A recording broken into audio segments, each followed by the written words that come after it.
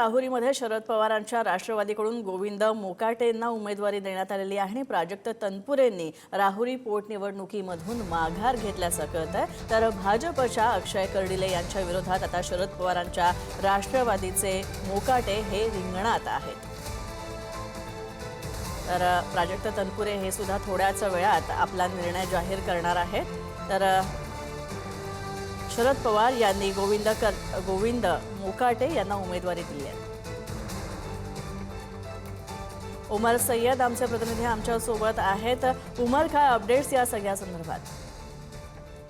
नक्कीच स्नेहा मॅम, राहुरी विधानसभा पोटनिवडणुकीच्या पार्श्वभूमीवरती राजकीय घडामोडींना आता वेग आला असून आता उमेदवारीलाच नवे वळण मिळाले आहे।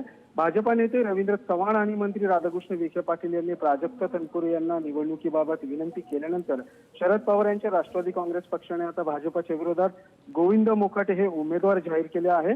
प्राजक्त तनपुरे यांनी राष्ट्रवादी काँग्रेसकडून उमेदवारी अर्ज दाखल न करण्याचा निर्णय घेतल्याने पक्षाने नवीन चेहऱ्याला आता संधी दिली असून याच पार्श्वभूमीवरती पंचायत समितीचे माजी सदस्य असलेले गोविंद मोकाटे यांचे नाव पुढे आले आणि त्यांना उमेदवारी जाहीर झालेली आहे। खरं तर मोकाटे हे पंचायत समितीचे माजी सदस्य असून ते देखील राष्ट्रवादी काँग्रेसकडून इच्छुक होते। आता तनपुरीच्या माघारीनंतर मोकाटे यांना उमेदवारी मिळाली असून राहुरीतील निवडणूक अधिकच रंगतदार होण्याची चिन्हे आहेत। धन्यवाद या सगळ्या अपडेट्स बद्दल उमर। आपण पाहतोय आता अक्षय कर्डिले यांच्या विरुद्ध गोविंद मोकाटे अशी लढत राहुरीमध्ये पाहायला मिळणार आहे।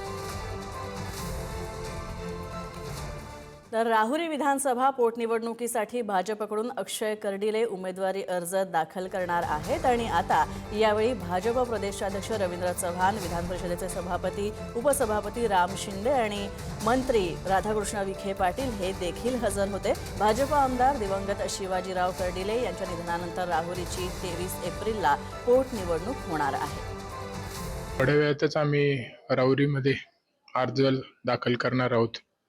पोटनिवडणुकीसाठी माझ्या वडिलांच्या जागेवरती भारतीय जनता पार्टीच्या माध्यमातून आदरणीय भारतीय जनता पार्टीचे प्रमुख रवींद्रजी चव्हाण साहेब, आपल्या जिल्ह्याचे लोकप्रिय पालकमंत्री नामदार राधाकृष्ण विखे पाटील साहेब व सर्व भारतीय जनता पार्टीचे जिल्ह्याचे, राज्याचे आणि आपल्या तळागाळातले सर्व प्रमुख पदाधिकारी, तसंच आपल्या नगर जिल्ह्यातले सर्व नेते मंडळी व सर्वसामान्य जनता म्हणजे आदरणीय शिवाजीराव कर्डिले साहेबांचा परिवार हे आम्ही सर्वजण मिळून आज अर्ज दाखल करणार आहोत।